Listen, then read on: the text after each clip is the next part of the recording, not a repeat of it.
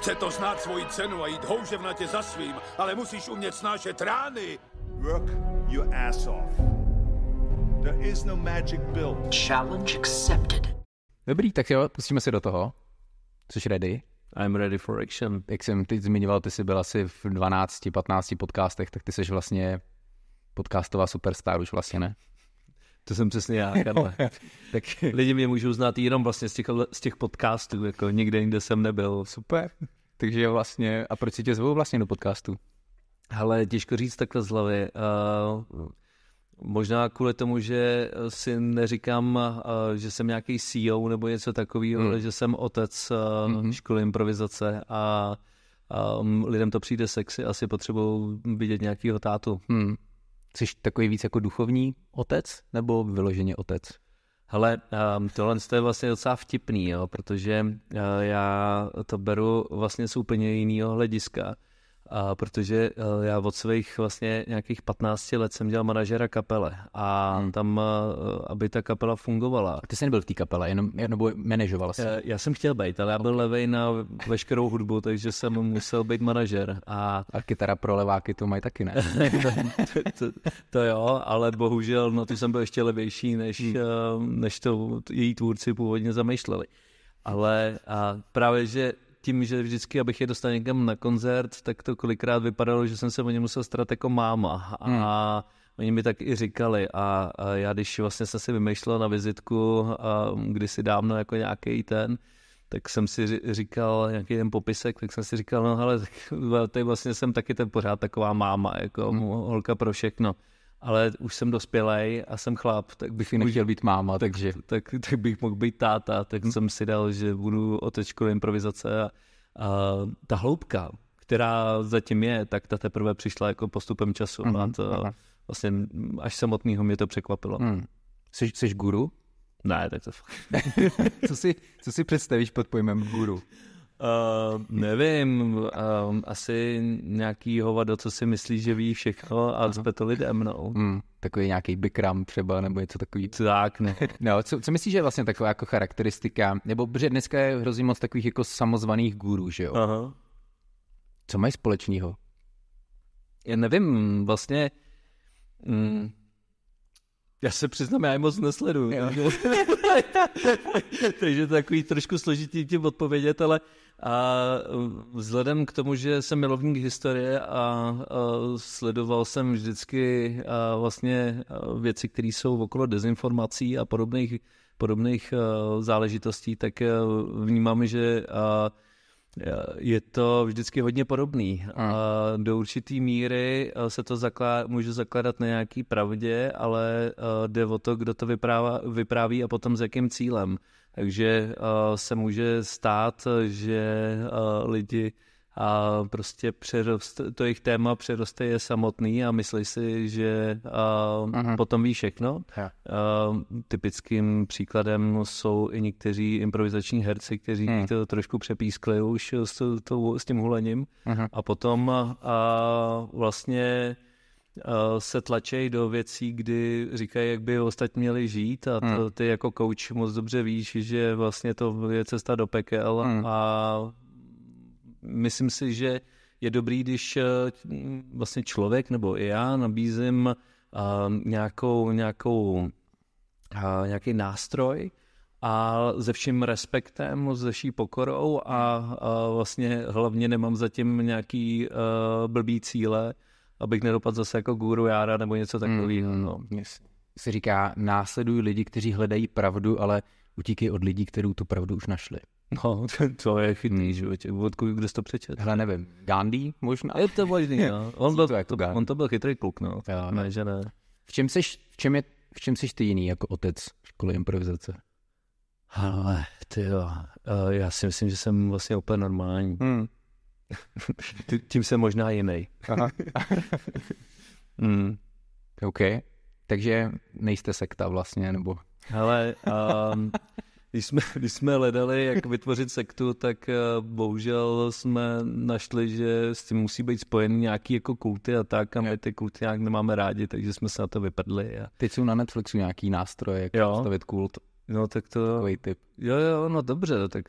Kult osobnosti je. Dobrý vědět. A to je, myslím, to nejde náhodou okolo právě těch diktátorů a tady těch... Jo. Tak to jsem právě viděl. A to já zbožňuji vlastně pozorovat a tím, jak jsem říkal, že mám rád historii, tak já zbožňuji pozorovat, jak jako lidi jsme úplný idioti a neustále vlastně jsme schopní dělat ty samé chyby a poslouchat vlastně, že jo, teď teda jako zabrouzávám trochu do politiky, ale poslouchat ty jednoduché řešení a vymítit třídního nepřítele a podobný blbosti. Je jedno kdy a v jaký zemi, ale vždycky se prostě objeví nějaký takový jako... A ono pak máš ještě ten seriál o těch vyloženě těch kultovních vůdcích, jako Jim Jones, jak se postavil Jonestown a tak. Takže nemůžeme čekat, že si škola improvizace založí nějaký jako svůj vesnici někde za Prahou. Hele, ty narážíš na jednu takovou jako hezkou věc, aniž by si o tom věděl. Protože já i Vanda Gabrielová vlastně máme oba dva hrozně rádi, jsme takový budovatel, takový stavitele. No. A vlastně jako xkrát jsme už prostě říkali o tom, jak bychom jednou chtěli postavit školu, jo? Aby jsme prostě tam fakt měli místo, kde se ty lidi budou navzájem potkávat, budou se moc inspirovat, vlastně budou k sobě mít blíž a v takové škole teď sedíme. Jo? A vlastně xkrát jsme probírali, že by se nám líbilo, a to teda hlavně jako je i můj nějaký jako ten, a protože vedle historie, já mám ještě další zálibu a to je udržitelnost a vůbec jako udržitelná architektura a architektura jako celek, tak můj vlastně takový jako řekněme vnitřní sen je postavit opravdu takovou osadu, ale ne s tím, aby v tom byli ty samý lidi a my jsme tam jako kultovali, to vůbec ne, ale mým snem je vlastně postavit hezkou, udržitelnou osadu a vlastně nejde ani tak o obsahu, co se tam bude odehrávat, ale spíš vlastně, aby jsme dokázali zjistit jako, já nevím, jako stavitel, jako prostě... Jako komunikovní projekt nějaký, jako? Vlastně to ani nemusí být komunita, to vůbec vlastně s tím nesouvisí. Spíš mi jde o to za levné peníze vytvořit něco, co bude udržitelný a hezký a funkční.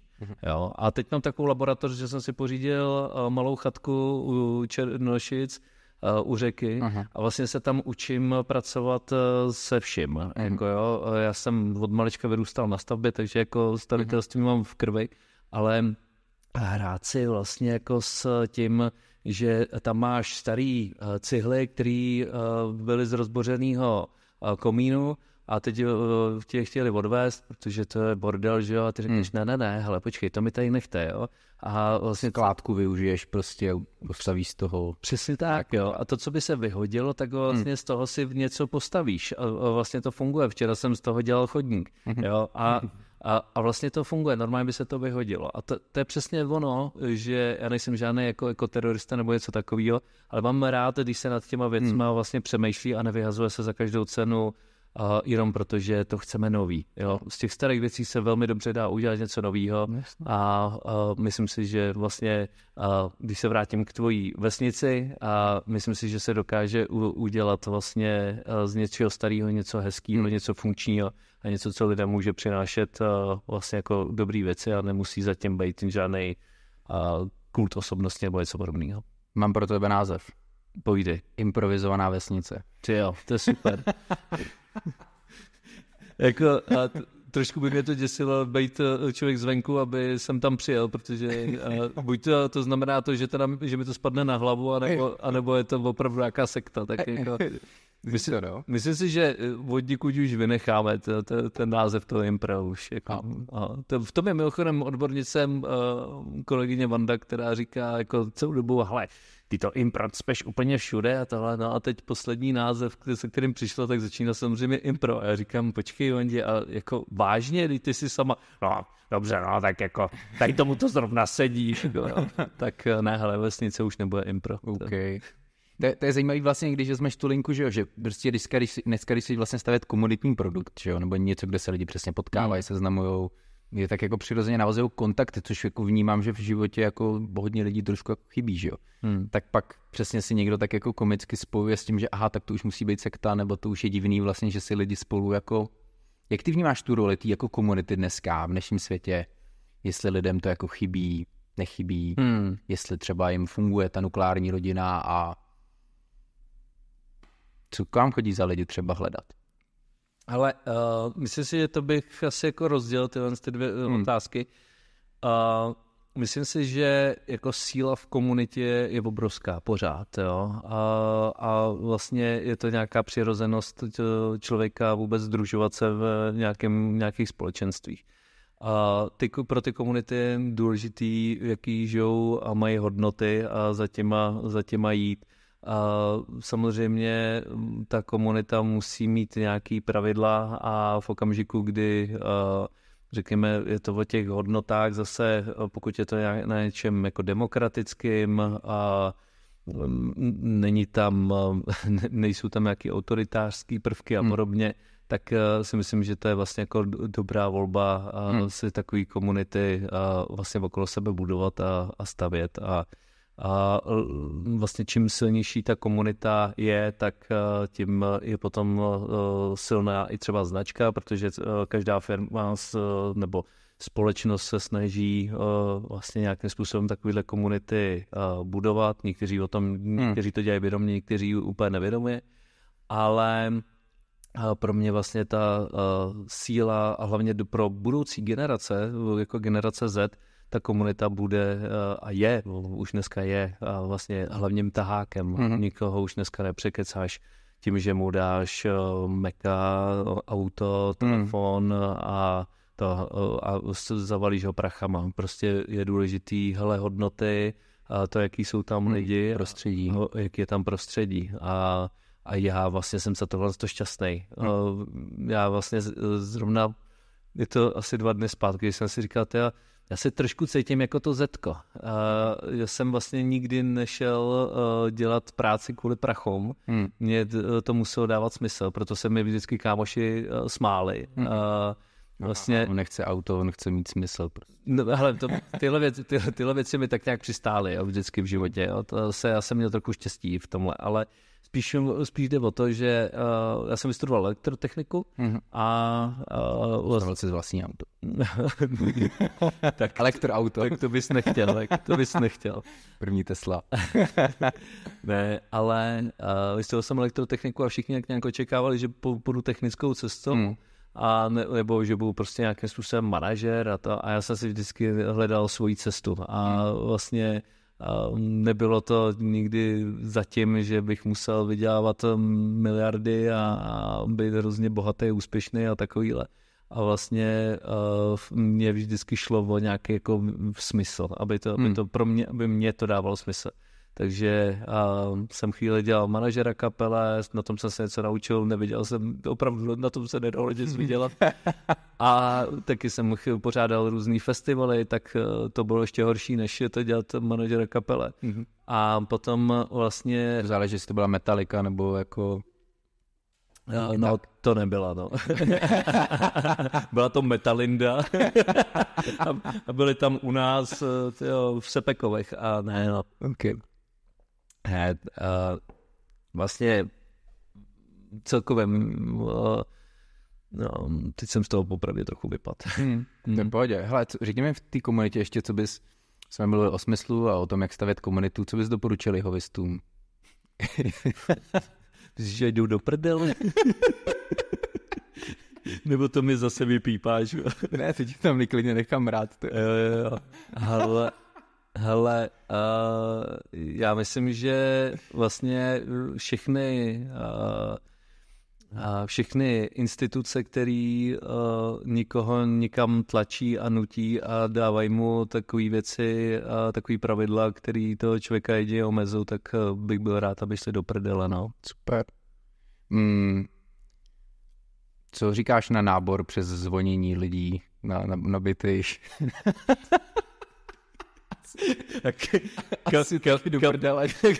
Kam nabírají, nebo jako do práce. Jako... To dělají ty jehovisti, že jo? Jo, tady to. Že po těch zvoncích já právě jako nikdy přemýšlím, jak je to jako... Jo, že mě nepřitáhl ten brand zatím, jo. Prostě, jestli by se měli jako rebrandovat, nebo jestli by si měli vybrat méně ateistickou zemi prostě na něco takového. Hele, ale může to být tím, že nemáš dveře?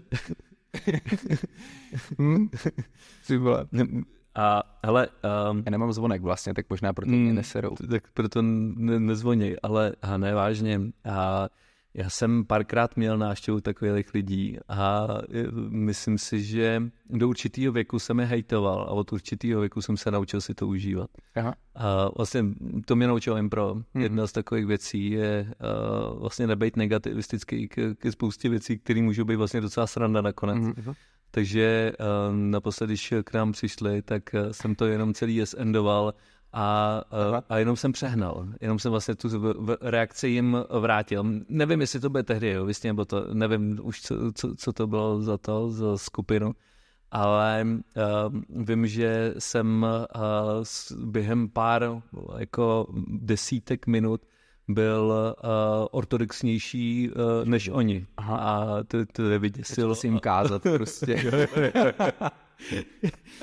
To jsem se totiž kdysi naučil vědět. Děl si jejich majetek potom třeba. Přesně. A to jsem se totiž kdysi naučil v jedné direct marketingové agentuře, kam jsem přišel na pohovor, oni mě přijali a to byl můj jediný pohovor v mém životě. Já jsem ho vyhrál, druhý den jsem viděl, co jsem vyhrál a tam přesně se mi zapla to jsem ještě o improvizaci nevěděl ani pratele, ale tam se mi tehdy zaplo jako tohle, užij si to a tak jsem si to tehdy užil. Vlastně na konci dne jsem tak nějak těm lidem řekl, že jsem myslel, že si zapomněli vzít ráno prášek, ale vlastně na konci jsem viděl, že jsou to vlastně hrozně fajn lidičky, ale že tady s nima nevydržím, takže... Takže ty práce nebo ty jehovisti? Teď myslím tu práci. Jo. Ty jehovisti. Já jsem si říkal, co s nima děláš celý den. Ne. S jehovistama ty už nechodí. Yes. Ale já totiž vlastně, já tu komunitu znám, že já jsem v ní sám jakoby byl. Těch jehovistů? Ty dva byli tušet. Dobře se to vrátil teď. Ne, takže já vnímám jakoby tu důležitost té komunity právě i tak jsem vlastně na to možná chtěl navázat v tom směru, že ty teď říkáš takový to, jako že si lidi tak jako hrajou nebo nějakou radost z těch jako věcí, které aby nebyly negativistický. Myslíš si, že lidi třeba se jako ztrácí schopnost hrát si od nějaký fáze života, protože třeba chodí k vám? Jasně. Tam jedna z nejdůležitějších věcí je, že když rosteme, tak většina z nás se snaží dospět, že jo. Jako jo, být už ten dospělej, natřít to těm rodičům, že já už jsem dospěl, už se o sebe umím postarat. Pak zjistíš, že to jako velmi často není úplně prdel a vlastně začneš se rychle ohánět a začneš dělat ty samé věci, co dělali tví rodiče a vlastně v mnoha věcech jsi jako hodně podobnej. A proč? Je to jednoduchý, protože vlastně opakuješ jejich vzorce nebo vzorce lidí, který si okolo sebe měl jako vzory. A v okamžiku, kdy to děláš, tak vlastně přijímáš ty strategie a vlastně ty funkční strategie. Říkáš tomu zodpovědnost, že jo? Přesně, a dospělost a podobně. A to je všechno dobře. Je to přirozená reakce těla, mysli, mozku, vytvářet si stereotypy, které vlastně tě pohání a dovedou k nějakému jako přežití, když to řeknu takhle. Do práce, abych jako přežil, bych se postaral o tu rodinu, byl jsem ten jako dobrý otec. Přesně tak. A vlastně v průběhu let můžeme pozorovat na různých typech generací, jak vlastně se to mění. A ty vzorce se přepisují, protože v každé té generaci jde o něco jiného. Poválečná generace měla vlastně boj o přežití. Jo. Potom ty dál měli zase boomři, že jo, tak ty vlastně ty taky bojují trošku o přežití, jako, jo, toho, co znají. A mileniálové, jako jsem já, vlastně tak jsme už nějakým pomezí toho, že jsme sice nevyrostli v komunismu, ale v hodně zvířeným prachu ještě komunismu a zrovna v tom a vzdělávání nás to ovlivnilo hodně, protože my jsme s těma vzorcema, který tam jsou jako... Přesně, jo, my jsme nastoupili v 90kách na základky, jo, takže jako jsme se nemůžeme se divit, že vlastně to uvažování máme pořád ještě starý, jako jo. Jenom pár z nás, a to ne ve všem, jako když bych mluvil o sebe, tak jako jsme dokázali ty vzorce nabourat, až vlastně v podstatě to Zetko a teď Xko jsou schopný se na tady ty věci už nevázat.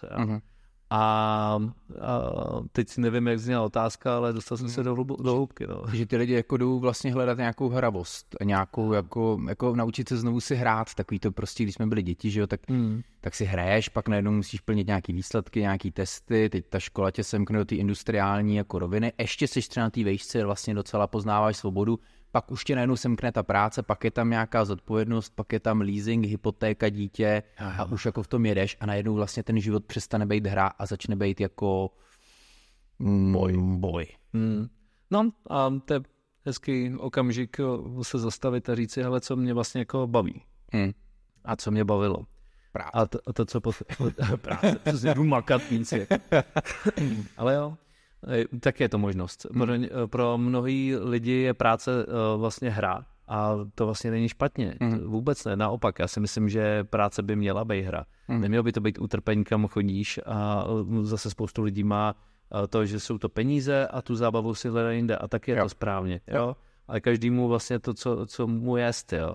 A těch modelů může být vlastně víc, že můžeš buď dělat práci, která tě naplňuje a vidíš v ní smysl, nebo děláš práci, která ti třeba víc jako dává finanční stránce, ale ty zase víš, že ti ten smysl nedává, tak ho pak hledáš někde jako jinde. Ale vždycky to musí být smysl. Vždycky. Jo? A ten smysl může být, že to děláš jenom kvůli prachům. Jo. I to je legitimní smysl. Jo? A nebo to děláš kvůli tomu, že chceš pomáhat světu. Jo? Vidíš potom spoustu lidí, co zdrhli z korporátu, kde jim to nedávalo smysl a dělají dneska za pár šupů vlastně v nějakých neziskovkách. Za čeho si strašně vážím, že vlastně ty nabitý informace a dovednosti dají do nějakého dobra. Myslím, že to je spíš tady ta trajektorie, nechodí lidi z neziskovek do korporátu, protože už je sere, že nic neviděl. Ale je to obousměrný, ale já spíš častěji vidím ty lidi, co zdrhají z toho korporátu. Co je třeba ta zakázka, proč jít jako do školy improvizace? Hele, nejčastěji je to vlastně to, co si o nás přečtou na internetu. To znamená, chci se naučit líp prezentovat, chci líp vyprávět příběhy, chci líp protože je takový věc jako pro práci vlastně hodně. Přesně tak. A pravdou je, že pravda je vždycky trošku v hloubce. Lidi hledají socializaci, s nějakou zdravou socializaci, něco, kde si najdou nový kamarády. Socialismus nebo Tak tohle si vypípni sám. Pokus o vtip. Jasně. Ne, socializaci a hledají si kamarády, hledají v podstatě nějaký bezpečný prostředí, kde si můžou experimentovat a zkoušet si rozvíjet dovednosti takovým způsobem, který je bude bavit, kde si budou hrát. A spoustu lidí se k nám hlásí už na doporučení a těch, kteří už to prošli, viděli jejich příběh, v podstatě to, když to řeknu, hrdinský epos, že jo. Každý z nás ve škole improvizace si prošel hrdinským eposem a mnozí jich prošli mnoho, jako třeba i ty. A kdy na začátku si připadáš jako totální jeliman, to hodně přeříženo, ale a připadáš se jako jeliman a v průběhu vlastně zjistíš, že lidi kolem tebe nemusí být jenom něco, před čím by si se měl jako stydět nebo mohl stydět, ale vlastně, že to může být skupina, která vlastně s tebou roste a inspiruje tě a dává ti pocit klidu a bezpečí. Takže si můžeš zkoušet skilly, který vlastně si dřív zkoušet nemohl, odbourávat si bloky, který si měl, který se tím postupem života prostě vybudovaly. A najednou stojíš před plným sálem lidí a na začátku, před 13 týdny na začátku si říkal, ty vole, na tu stage nikdy nevylezu a nedává mi to smysl, divadlo hrát nechci. Na konci v tom 13. týdnu jenom burcuješ v ostatní, jdeme na to a chceš si to užít, protože najednou vidíš, že vůbec nejde o divadlo. Jde o to fakt jako si to užít. A je krásný pozorovat ten proces. Já se to nikdy nemůžu nabažit, ale dělám to 11 let, prošlo mi, nevím, něco bych nekecal. Minimálně jako jich 30 tříd, ne-li víc, To už je slušná základka. No, to ještě možná víc, člověče. Mi prošlo rukama a viděl jsem fakt jako spoustu a nikdy mě to nepřestalo jako bavit, nikdy mě to nezačalo nudit a nikdy to, hlavně mě to ani nedostalo do situace, kdybych si myslel, že už vím.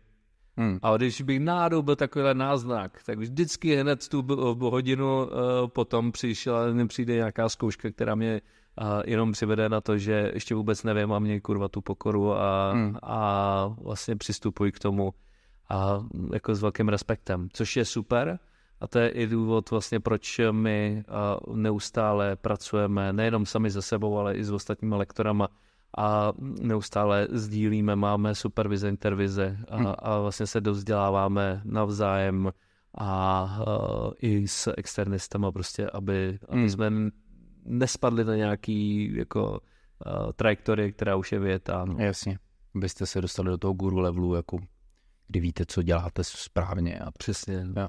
To je hrozně zajímavé, jak to popisuješ, protože já vnímám tady to jako paralelu jako podobně v koučování, že ty máš nejen jako prostor, kde ty můžeš dělat ty chyby. Lidi se vlastně dneska bojí dělat chyby, že? Protože školní diktáty a testy a zkoušky je naučili, že vlastně chyba je na hovno, že chybu si dovolit dělat nemůžeš a přitom vlastně se nemáš jak učit stát se mistrem tesařem, když si nemůžeš ani jako bouchnout do dřeva hřebík a zjistit, že jsi to posral. Prostě, jo. Takže tam zajímavý mi přijde, že přesně, že ta improvizace ti dá možnost vlastně tady ty strachy a vlastně všechno si to v tom bezpečném prostředí vyzkoušet. Ale je hezký, že mluvíš zrovna o chybách, protože to se mi teď stalo takovým jako velkým tématem, na který se mě ptá spoustu lidí a i o tom teď budu mít nějaký přednášky a i jsme se spojili s Fuck Up Nights, kdy tam budeme dělat tak jako fuck up meter, to znamená a to čím víc, tím líp. Změřit se, ne, jo, to tak.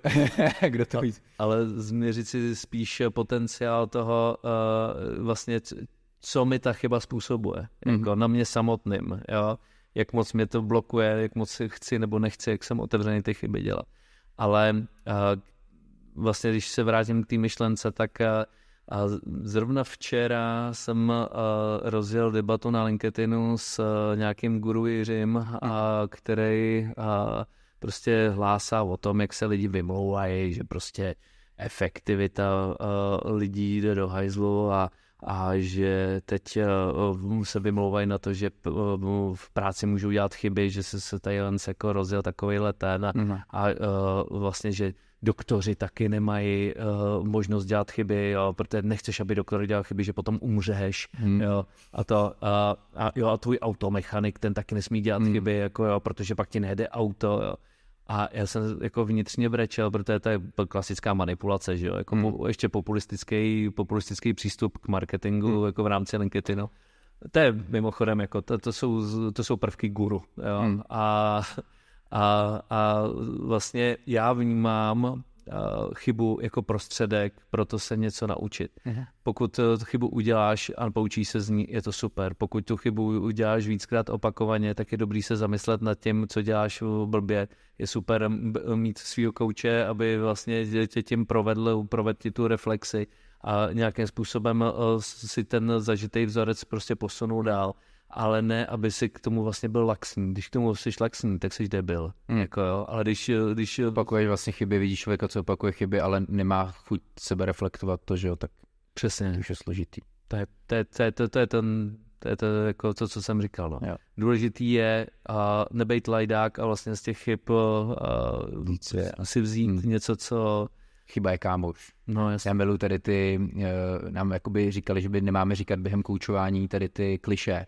Že hrozně jsi takový, jo, jako by si četl z nějaký knihy prostě, jako jo, kdo jinému jámu kopá, nebo raní ptáče, dá ale vždycky v tom hledám, jako, že čas mám hrozně chuť to použít, jako, jak je to pravda, že jo. No jasně. Ono se o tom furt říká, hele, chyba je kámoš, ale pak když se baví se spoustu lidí, tak oni ty chyby jako se vlastně strašně bojí dělat. No jasně. Všichni se bojí to překračit. Všichni, ale to je jako, teď jsem zase přehnal jako, že jsem hodně generalizoval všichni, ale většina z nás najdeš místa, kde se ty chyby nebojíš dělat a pak tam vlastně jako jsou místa, kde se jich bojíš pořád. A teď nebojím o extrémech, jo. Nikdo nechce udělat chybu, po který umře. Jo, to je, ale to jsou... Darwinova cena.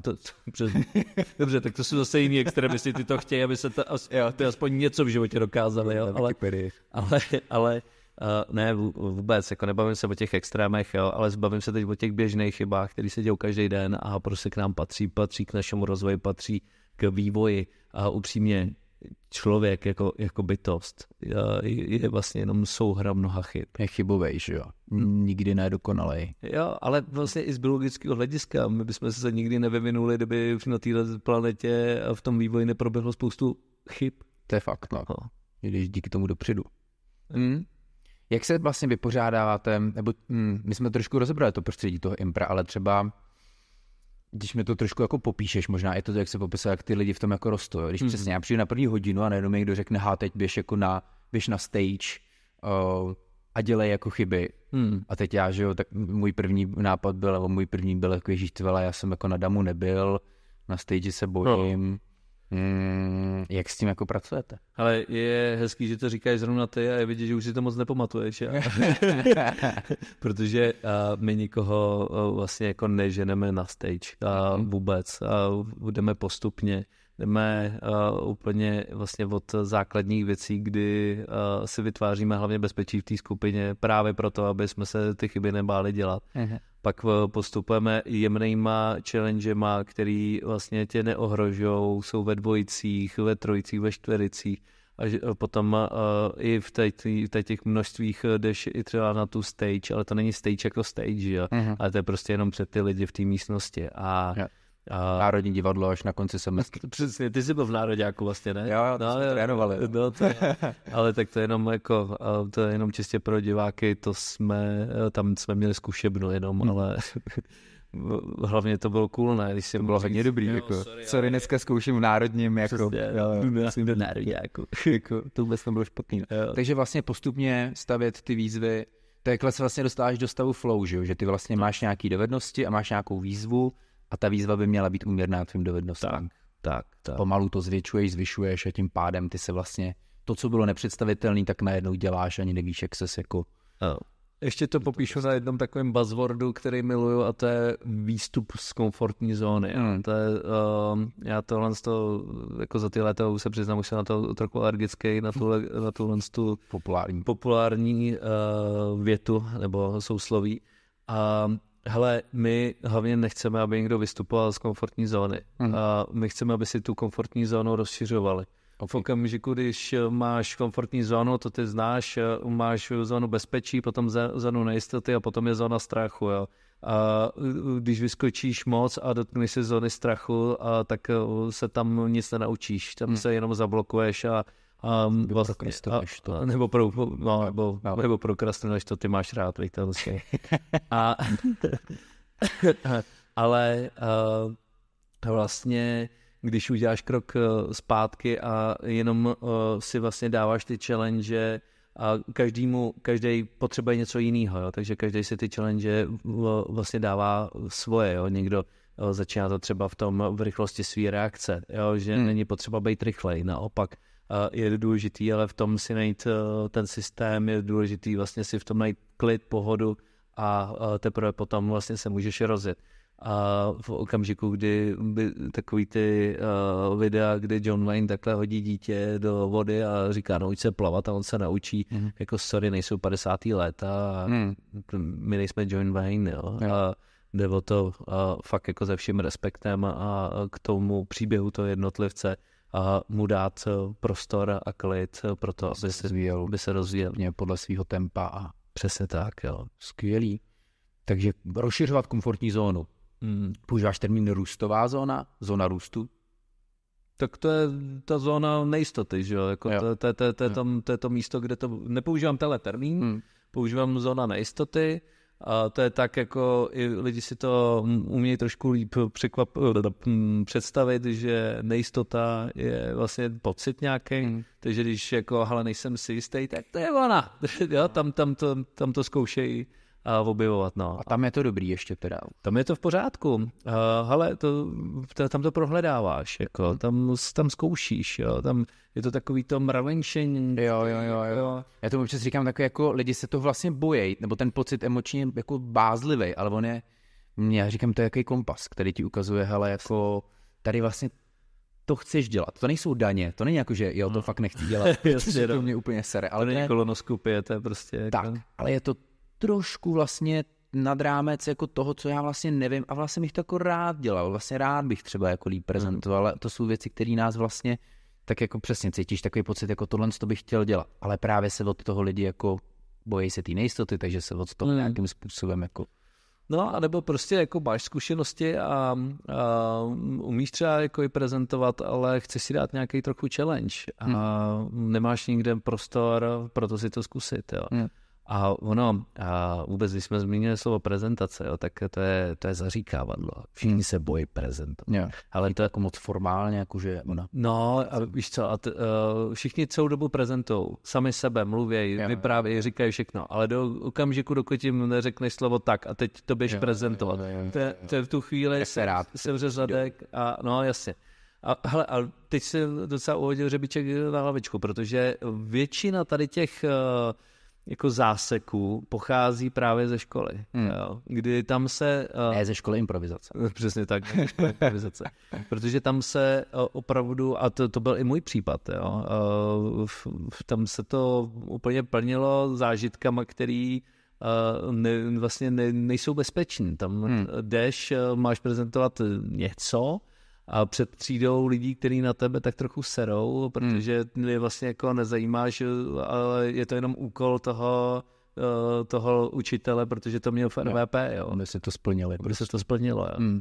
A vlastně a teď já nechci házet všechny učitele do jednoho pytle a vůbec jako celý systém. Já jako si neuvěřitelně vážím lidí, co učej a hlavně, co učej s nějakým jako respektem k těm studentům.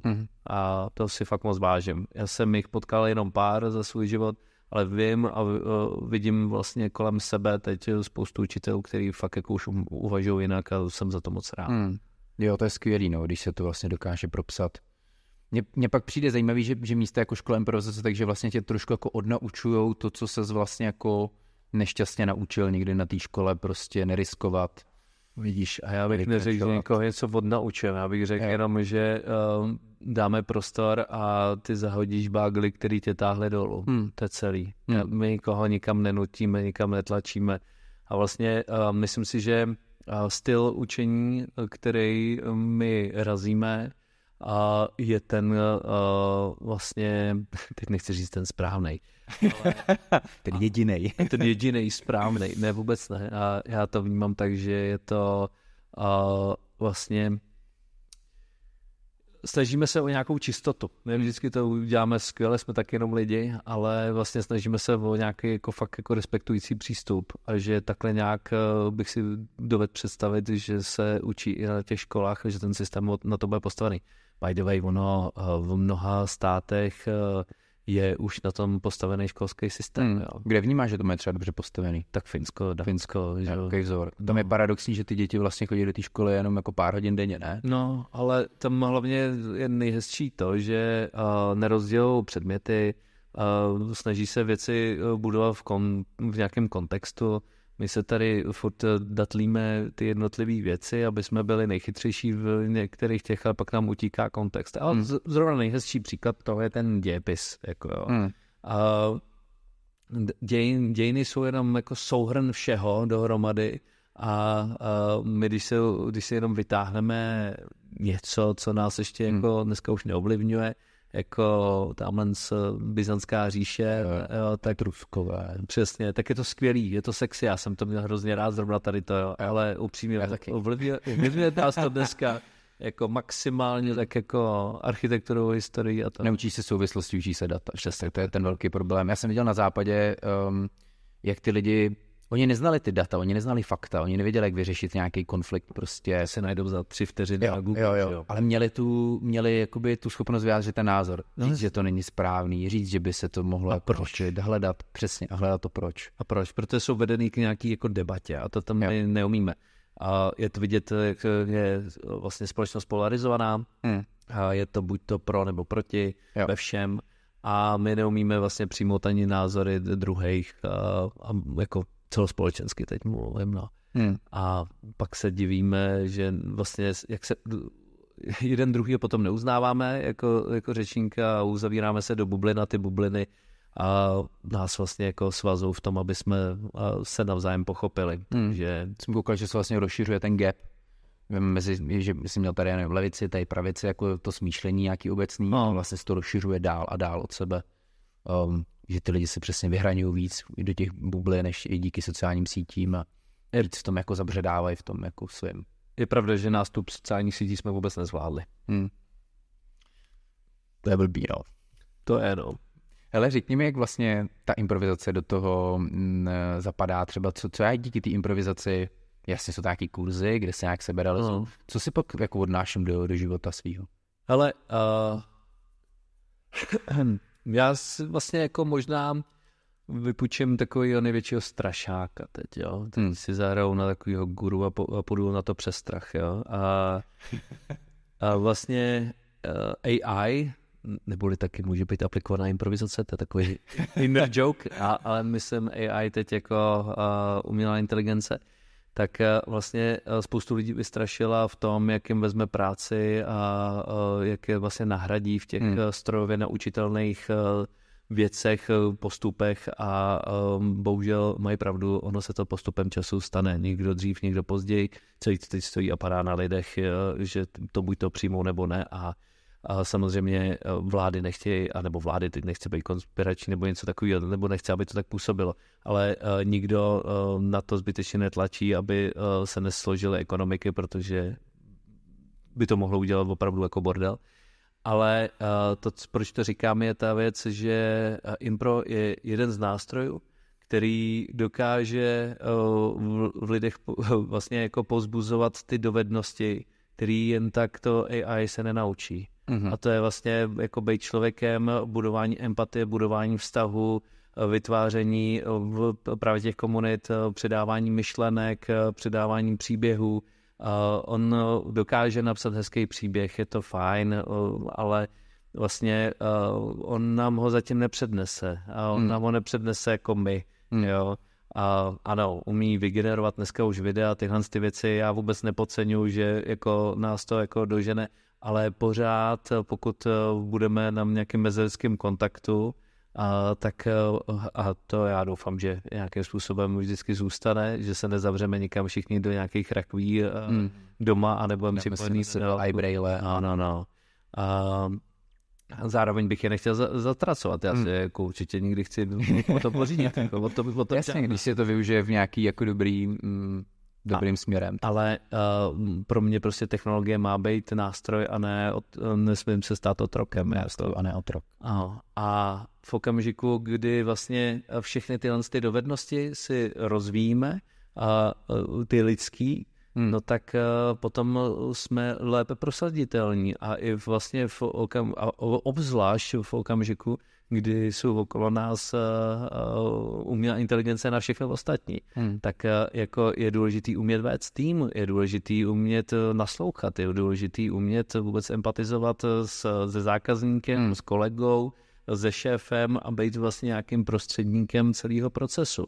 A zároveň musím mít taky nějakou kreativitu na to, jak se ptát, protože ono to AI bez těch otázek bez těch našich promptů vstupů, tak vlastně fungovat jako nebude. Takže profesionální prompter už jako pozice. No, prompt master. No jasný.